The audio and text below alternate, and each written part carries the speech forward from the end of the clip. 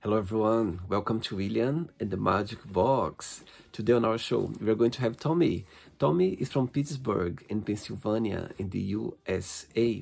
So let's see what Tommy has to say. Enjoy the interview. So, hello, Tommy. How are you? I'm doing good. How are you? Very well. Thanks so much for taking the time today for the interview. Thank you. Sure. My God, I love your how can I say your background. Yeah, those are clouds. It's like an LED storm cloud kind of thing that I put together myself. My God, it's amazing. And you always had that over there? I put it in this last summer. Amazing. Wow. So tell me, how's your day going so far? So far, so good. I'm fighting off a cold, so I had to go to the doctors and get some medicine because I've had it for about 2 weeks now, and I'm just tired of being sick. So I finally went and got some antibiotics, so I'm on the mend. But you're But okay, otherwise, right? yeah, it's a good day. Good, yeah. And where are you from, Tommy? Pittsburg, Pennsylvania. Born and raised? Yep, born and raised. So tell me what's something interesting about this city. What do you like the most about Pittsburgh? Um, well, it's like a big city, but it's not like a big city. And I like the change in the seasons. I like having all four seasons, being able to have, the fall, the spring, the summer, the winter. I'm not a huge fan of the winter time. I'm not built for the cold. I'm more of a fall kind of guy, so this is my favorite time of year. But yeah, Pittsburgh, it's a safe city. Uh, and I don't know, it's just home. I grew up here. I've visited California and New York before, and there's just so much going on there. It's almost overwhelming. City, you can pretty much, or Pittsburgh, you can pretty much walk from one end to the other, and you can't do that in like New York or California. But yeah. I see. And how far are you from Philadelphia? Oh, I just want to say like 4.5 hours. Okay. So Philadelphia and Pittsburgh, they are the main cities in Pennsylvania? Yes. I see. I see. Never been though. I've never been to Philly. I had a few guests on the show from Philly. I like if they say Philly. Yeah, we call it Philly. Yeah. I like it. I had a few guests on the show from there, and if I'm not wrong, I think Pittsburgh as well. If I'm not wrong, I had so many people on the show, but I had a few people from Pennsylvania. And what do you do for work, for living? So right now I am currently unemployed. Mhm. I am just taking some time for myself, and I'm getting ready to go back to school. So I'm in the Wow, process of doing all that. Yeah. I see. And all your family, they live as well in Pittsburgh? Most of them. I have some family in Virginia, Hmm. but yeah, for the most, and I have an uncle that lives in Paris, France. But for the most part, yeah, my family's all in Pittsburgh. You have a brother who lives in France, you said? An uncle, my uncle Mo, he's my oldest uncle. Yeah, he lives in Paris, France. I see. And so before we start our journey, Will in the Magic Box, I would like you to tell me something interesting about yourself. Some interesting things. Well, I like to do like extra acting work. Okay. I haven't been in really anything really big. Well, I was in the show Mindhunters that was on Netflix, but you can like see my elbow. But it was still fun. I'm in a Christmas zombie movie. It's like a B movie that was filmed out in the sticks in Pennsylvania. And I actually am in the trailer on YouTube. I got to get shot, so I got to have like all the tubes and stuff put up my shirt, and like I'm on in the trailer on YouTube, so that's pretty cool. I Other than that, I'm just a regular guy. I'm you know see. Amazing. Okay, so during the journey, I'm going to explore a little bit more about your life and also about your point of views, okay? Sure. Are you ready to go on a beautiful journey through your memories in life and share your point of views? I sure am. Amazing. Welcome to William and the Magic Box. So this is my best friend.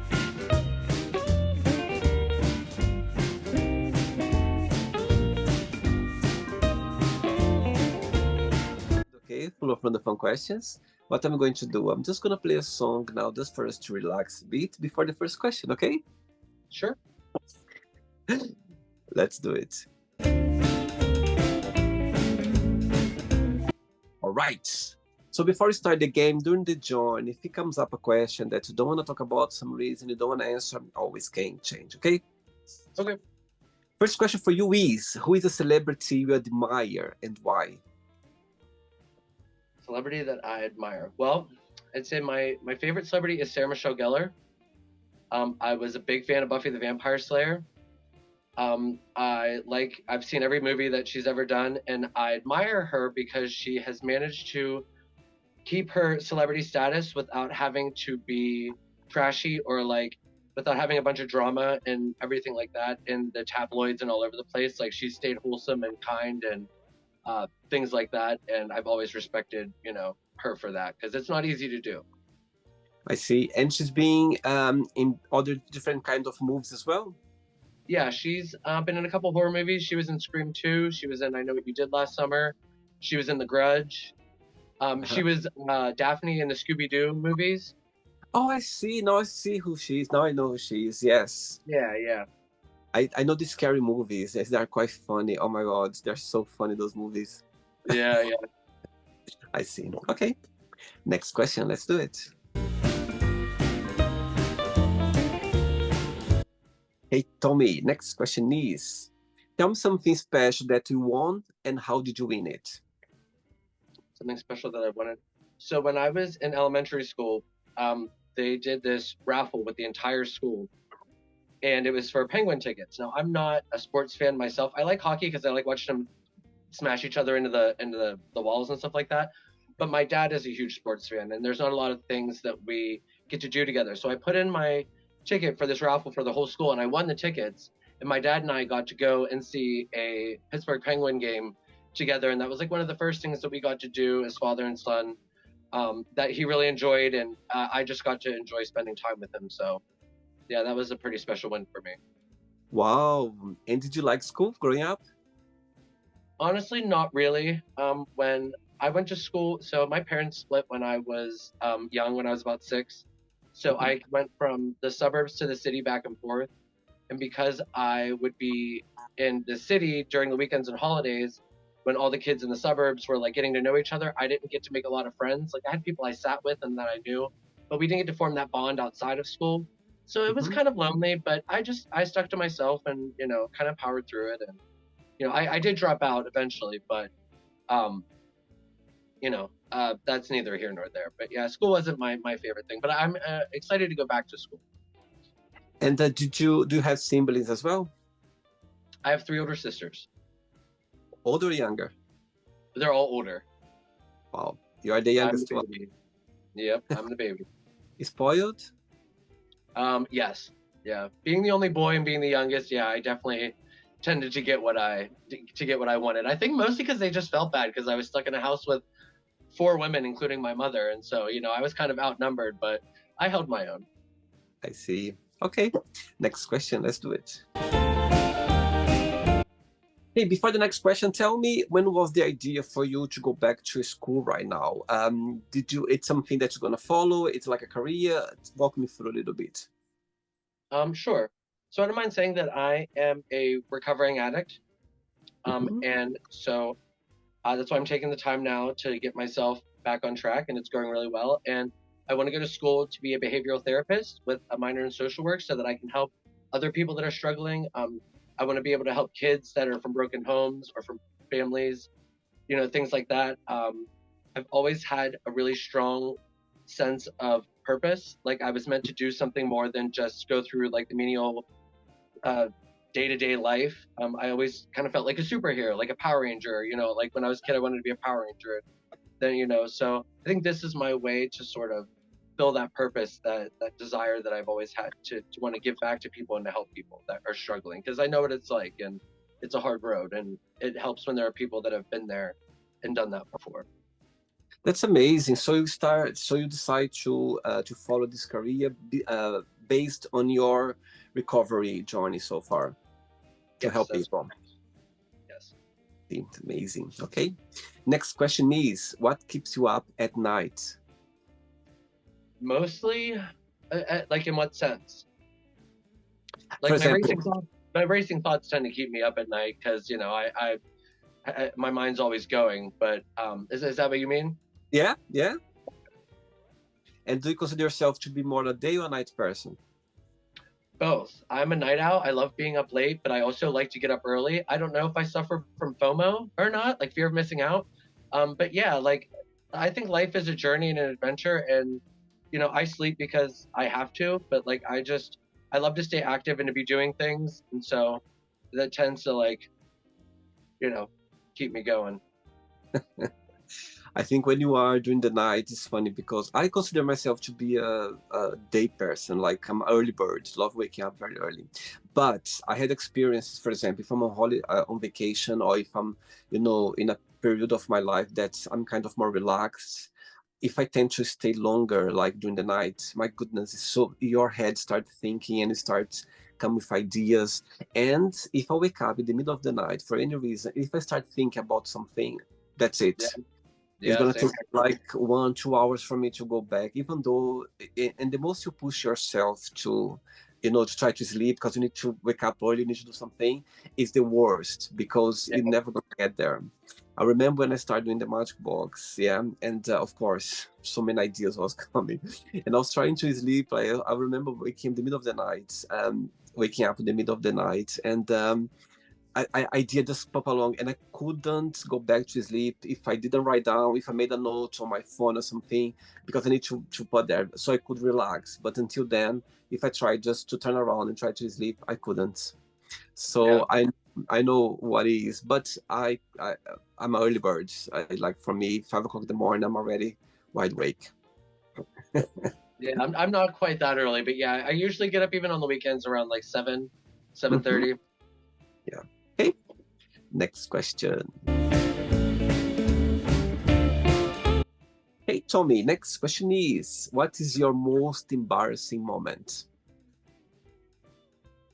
No, I don't embarrass too easy.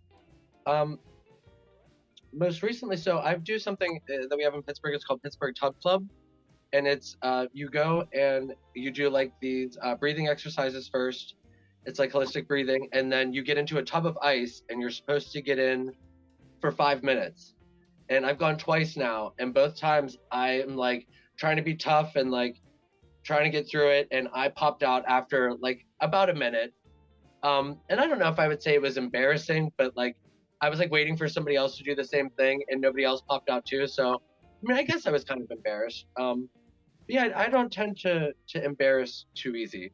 I'm a pretty outgoing person, so I kind of try to own it, if that makes any sense. And your best friends, they live as well in Pittsburgh or not? Yes, yeah, Yeah. Tell me something, Tommy. Are you straight or are you gay? I'm gay. Are you gay? Tell me, how is the gay scene in Pittsburgh? Tell me, for example, I come for the first time in Pittsburgh for a night out in the weekend. I want to explore the gay scene. Tell me a little bit about the gay scene in Pittsburgh. Well, I don't do the bar scene too much anymore. I did that in my 20s, and I sort of got over it. But the gay scene is interesting.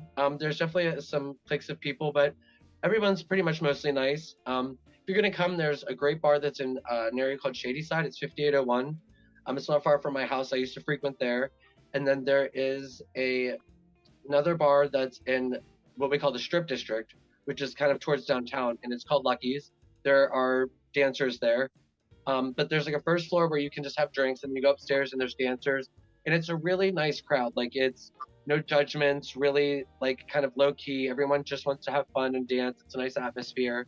Cheap drinks and they're strong. So if that's like your thing, that's the place to go if you're trying to save a buck or because some places can be kind of overly priced. But yeah, for Pittsburgh Pride here is always really great. I didn't go this year, but the years that I did go, it was fantastic. And yeah, it's just people just want to have fun and kind of cut loose. And there are bad seeds everywhere, but for the most part, we have a good gay community here.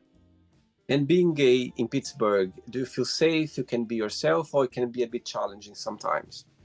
No, I feel safe. I feel like everyone's pretty much open to be who they want, and there are different bars around where if you're like a leather daddy, you can go there. If you're so there are different bars for different types, different places that you can go, different communities. So yeah, no, I think it's a pretty great place. Okay. Next question. Let's do it. Okay, next question for you is, what do you think are the best traits for a person to have? Best traits for a person. Well, number one is kindness. I think that there's never a reason to be unkind or rude to anybody, especially a stranger. You never know what somebody's going through or what kind of a day they're having. And that little act of kindness, or like a nod on the street or a smile or a wink or, just a wave, can really make or break somebody's day. I mean, somebody can be going through their day and having such a rough time, and just a nod or like a hi can make all the difference. I think honesty is another one. I've had a couple exes who weren't exactly honest, and I think honesty in any aspect, whether it's a romantic relationship, a personal relationship, is very crucial, because that's where the trust comes in. And without trust, I don't think you can have any kind of a relationship with somebody. If you don't trust somebody, you can't be yourself around them. If you can't be yourself, then you're being, fake or dishonest, in my opinion. So I think kindness and honesty are the two biggest and most important personality traits, in my opinion. And when do you think about yourself, when you analyze Tommy, what's the best part of being you? What's the best part of being Tommy, in your opinion? I think I'm kind of a goof. Like, I'm a big kid, but I also know when to take life seriously. So I think that and I'm told that I'm a lot of fun to be around. Because I don't mind like getting goofy and getting a little bit weird, and I think weird people are great. And I'm very kind. I try to put myself in other people's shoes and really take into consideration other people's feelings. And I don't know. Yeah, I think those are the two, without, getting too big of a head. I think those are my two great things about being me. Amazing, very good. Ready for another question? Sure. Next one, let's do it. Funny, because I can see the lights going around on the top of your head. I feel like it's the way you're thinking, the lights are moving. Yeah, I'll take them. It's going around your thoughts, all going around. Maybe they are. You never know. Before the next question, Tommy, tell me, as you mentioned about addiction, yeah, you are in a process of recovery, yeah? Tell Absolutely. me, one question for you is, when was the moment then that you realized that you go like, okay, I need to change my life, I need to start a new journey? Did something happen, or you just naturally kind of mentalize yourself to get to a new direction? Yeah, so there wasn't really like that like aha moment or anything. I was turning into a person that I didn't recognize and that I didn't know. I was not being a very kind person. I was not like very, you know, appreciative of people. I was isolating, and I didn't like the guy that was looking back at me in the mirror, and I didn't recognize him anymore. And I just woke up one day and I just decided that I was done. And like, I gave myself some time to heal, and then I started seeking out recovery. I go to meetings, and I just went to one after another, and I already had like a very strong group of friends that are also in recovery. So I had like a foundation to go back to, and I just woke up one day and realized, I deserve a better life for myself. I wasn't treating myself as kindly as I would have liked, and I just had enough of it. Wow. And when you look back, what's the positive message you took out of that, journey? When you look yourself in that moment of your life, there's something positive you learned from that moment? Absolutely. So, I truly believe, like I said, I've always felt like I had a sense of purpose and a sense of a higher calling, so to speak. And I think maybe that's why my life has been as difficult as it has been. I think it was to better prepare me and to better help me in my future journey to help other people. I think that whatever you want to call it, your higher power, God, whichever you choose is okay with me. I think that the universe puts you through tribulations so that it can prepare you for that higher calling, if that makes any sense, if I'm explaining that right. I see. All right. Next question for you is, if you met someone sad in the street, yeah, what would be your approach or your advice to this person?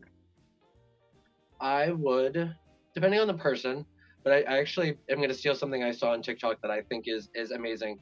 there's this gentleman that will take roses and he will put a note on them that says, "Remember, you're smart, you're kind, you're beautiful, and you matter." And he'll put it on the roses and he'll go up to somebody and go, "Oh, here, can you hold this? I need to tie my shoe." And then he'll go down and tie his shoe and then he'll stand back up and he'll go, "Thank you," and he'll walk away and just leave the roses in their hand. And they take the note and they look it up and they read it and you just see this biggest smile go across their face. And I one day would love to do that. And he tends to pick people that are sort of downtrodden, like kind of sad and maybe like they're having a bad day. And it says like, "Smile, it's beautiful, and remember, so are you," or something like that. And it warmed my heart. And I think that is just so awesome because random acts of kindness, I think, are some of the most beautiful things about TikTok and social media. Such a great idea. My goodness, I never thought about that. I think something very, very powerful, actually. You know, imagine. It's so simple. Yeah, so simple. Imagine the impact that can give to people's lives because, you know, the fact that the person just holding the flower, it does expect there's something over there. And suddenly the surprise come along. I think such a great idea, a great idea. Wow.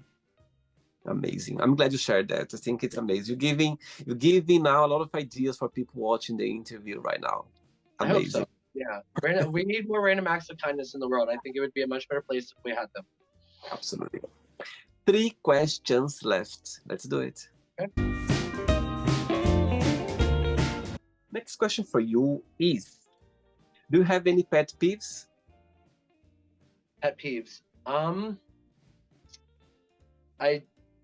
But people that slurp their coffee, so people that go whenever they drink it. I get it when it's hot, but there are people that drink the whole cup that way, and like it makes my skin crawl. I don't know why. It makes me crazy.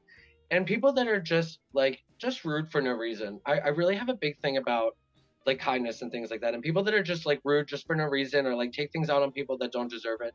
I've no tolerance for that or bullying or people that like pick on other people. I was picked on growing up through school and stuff like that. And there's just no excuse for it. And how was growing up as a gay boy in your experience? It wasn't terrible. I had a really good group of friends from the age of like 9 up until high school. And then we kind of all went our separate ways just because, you know, life, you turn into an adult and you go your separate ways. But it wasn't terrible. It was a little bit hard I was in the closet till I was about 19. And it was a little bit difficult watching my friends have all these relationships. And it sounds silly, but like they used to fight and get into it and like have all this drama. And I'm like, oh, I want that so bad. I wish I could have that. And like, you know, like I tried dating girls and stuff. And I just felt like I was being fake. And so I kind of just kept to myself until I was ready to come into my own. But it wasn't bad. And the day when you came out, did you something happen or just thought about, okay, I'm just gonna be my true self? Yeah, so I'm 36, so this is back in the days of like AOL Instant Messenger and AOL and stuff like that. But I came out to all my friends on Instant Messenger because it was just easier to do it over a computer screen, and most of them were okay with it. And my dad, sort of, I had a boyfriend, and he was a friend growing up. We both kind of came out. We were cuddling on the couch, and he came bursting into my room to tell me something. He was all excited and caught us cuddling, and that was sort of his introduction to it. And my mom was like, "Oh, honey, I know. I've known since you were 5 years old. I was just waiting for you to tell me." She kind of made it about her. I was like, okay. But no, yeah, I actually had a really good experience with it.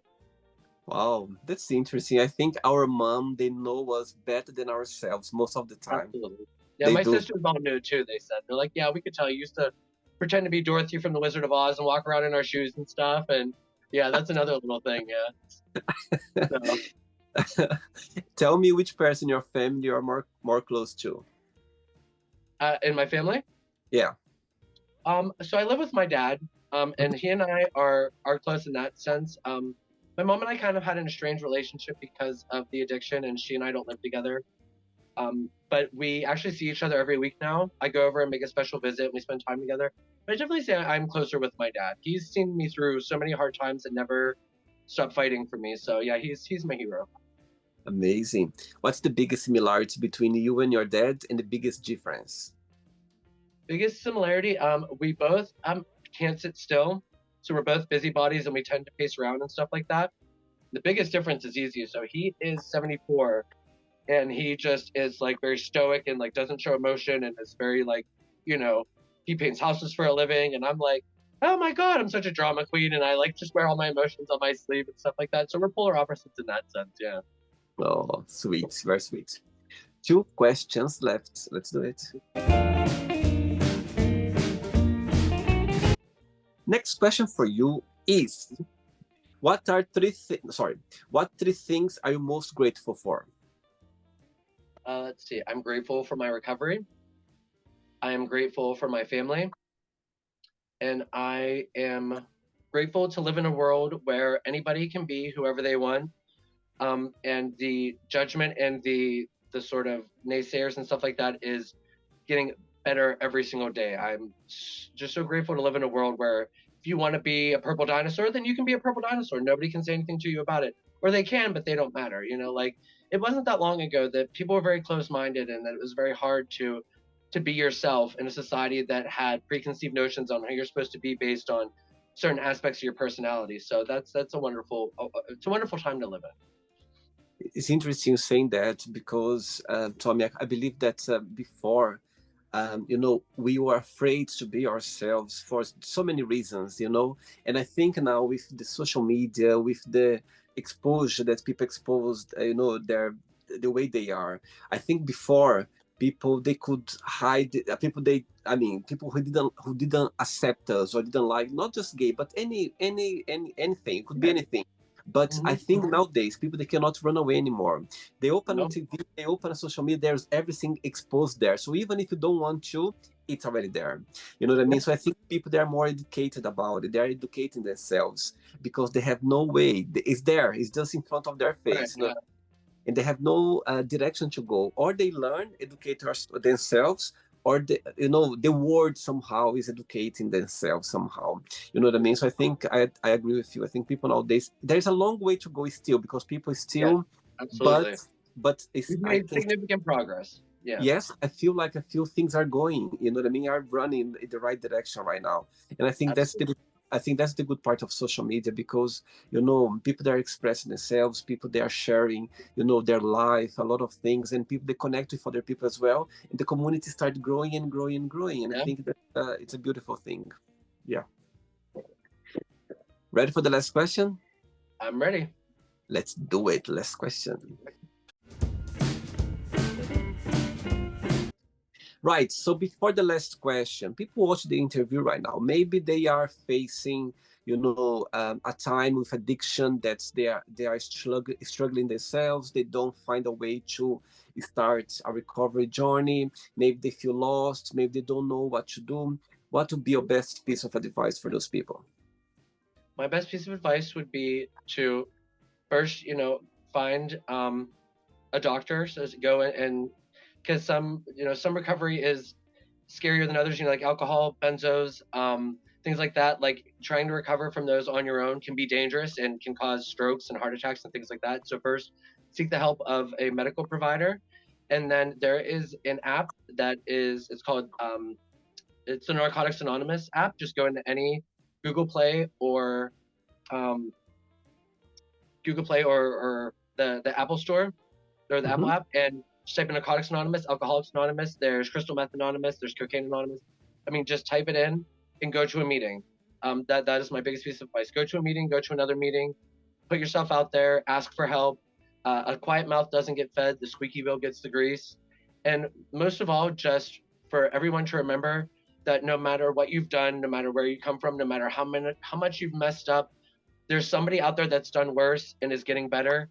And everyone deserves to have a good, healthy, clean or sober life, no matter what your circumstances are, no matter what. Everyone deserves to be happy, healthy, regardless. And if there's somebody's watching this that feels like they don't matter, you matter to me, from one struggling person to another.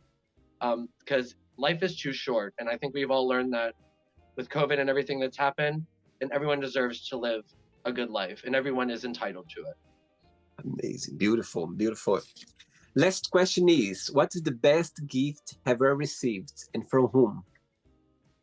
Best gift ever received. Let's see. Well, it wasn't really a gift. So I'm obviously I wanted to be an actor. So Charmed is one of my favorite TV shows.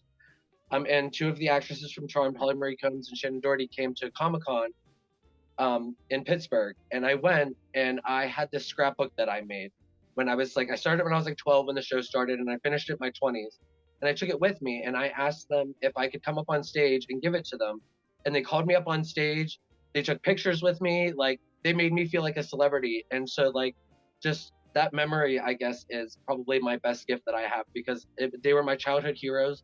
I couldn't have asked for a better um, experience. And I got autographs and stuff like that too, which, but yeah, that's probably the coolest thing and like the best gift I've ever been given is, I got to meet my childhood heroes, and not only did I get to like be spoiled by them, like personally, like, I have pictures with them, and yeah, it was a very cool moment. It was probably the best moment in my life.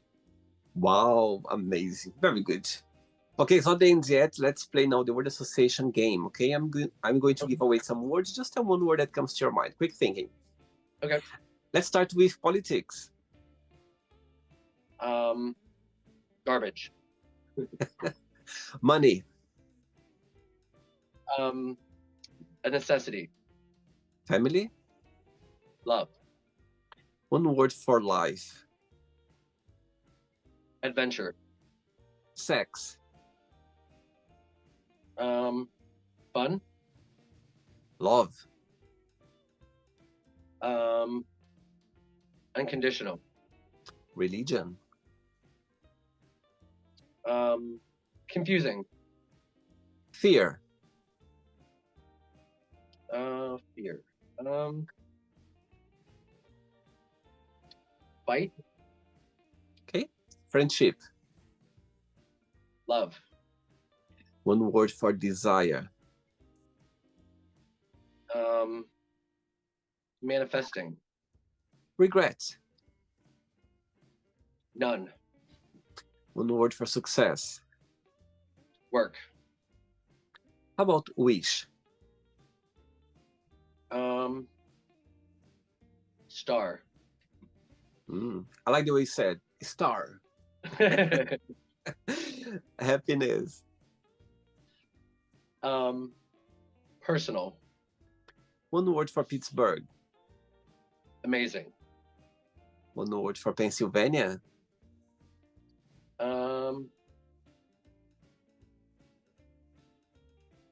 Home. USA. All the way.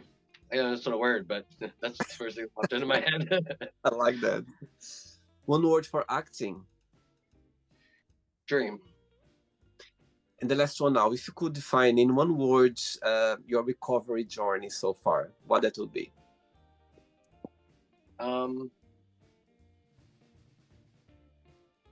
Hopeful. Amazing. Let's pretend I'm going to meet your best friend for a coffee, and I'm going to ask your best friend, what is the most beautiful thing about Tommy, and what's something that he still needs to work on, to improve on? What your best friend would say? Well, my best friend Sarah always tells me that she loves like how fun and kind I am. She always has so much fun with me, and something that I still need to work on, probably by my recovery. That's my most essential, the most important thing in my world right now above anything else. Amazing. And if I ask the same question to your dad, would be the same answer?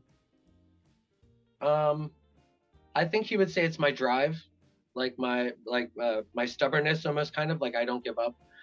And probably my recovery would probably be the same thing for him, yes, as well. I see. What is your star sign astrology, Tommy? Gemini. Gemini. Okay. Yep. Let's play now, Tommy, and the magic box, and you can ask me a question. But before you ask me the question, let's say that you achieve your dream of acting, yeah, and someone came up to you and say, "Okay, Tommy, you are an actor now, but you just can do theater or movies, yeah, or TV. Which of the three you'll follow?" Probably movies. I've always wanted to be in horror movies. Most people don't strive to be in that genre, but I've loved them since I was a kid. But movies, yeah, for sure. I had a few guests on the show, actually. They love horror movies. It's so fascinating. Some people, they really into it. They really like it. I love movies, but horror movies, I just cannot relax because I'm so scared all the time that I'm going to jump, that something's going to come up, something's going to happen. But the thriller, like, oh my God, it's crazy to watch. Anyway. You can ask me a question now. Okay. So my question for you is, if you could go back in time and change any, sorry, one second. If you could go back in time and change any moment in history, would you? And if so, what would it be? To change your life for the better, or just in general? Wow, wow. You put me in the spot now. I love being the spot. Love being the spot. Um, you know what? I'm not very familiar. You know, when the LGBTQ community, there was this movement in the US. I'm not sure which year was that. I'm not sure which year.